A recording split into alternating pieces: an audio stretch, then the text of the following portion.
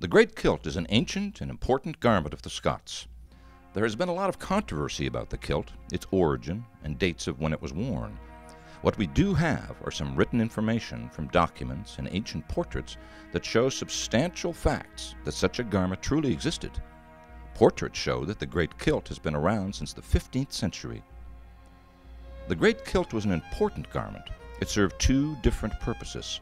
One at nighttime, when it was used as a blanket to keep the wearer warm, and secondly, it was their garment during the day.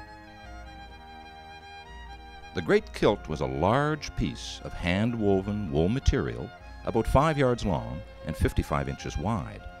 The wearer would probably lay the material flat on the ground, over his piece of rawhide or belt. He would start at one end with a flat piece of material, and then he would start to gather or pleat the material until he would have his waist measurement. And then he would leave another flat piece. At this time, the wearer would sit down on the center of the pleats and lay down on the rest of the material. He would then take one of the flat pieces and fold it over the front of his body, and then he would fold the other flat piece of material over the first. The piece of rawhide would be ready to tie, or the buckle ready to fasten. When in place, the wearer would stand up, leaving a lot of material that would fall to below the wearer's knees. There are a few different ways the Great Kilt was worn, just by tucking the material under the belt, tying ends in knots, or fastening an end to one of the shoulders. The Great Kilt had some adjustments made over the years.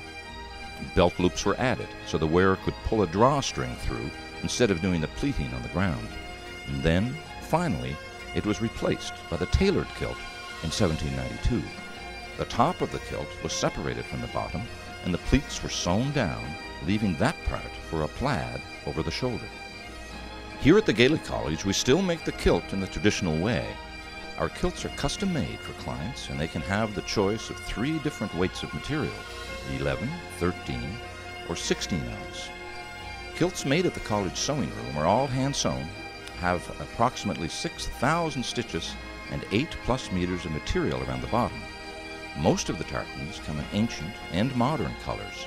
Ancient colors represent the plant and vegetable dyes used centuries ago, and the modern or darker colors represent the harsher, more alkaline dyes of today. Max is wearing the formal Highland dress of Scotland. He has on a black watch kilt in 13-ounce material.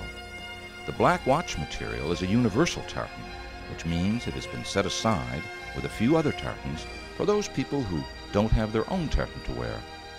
He has on a bonny Prince Charlie jacket, and this jacket has the long tails in the back and is adorned with silver buttons. For wearing a formal outfit, a tuxedo shirt should be worn with a butterfly bow tie. When a person wears a kilt, they should wear a sporran, and in this case, one that is used for formal occasions, with fur and silver decoration on it. Kilt hose and garter flashes will put the finishing touch to this Highland outfit.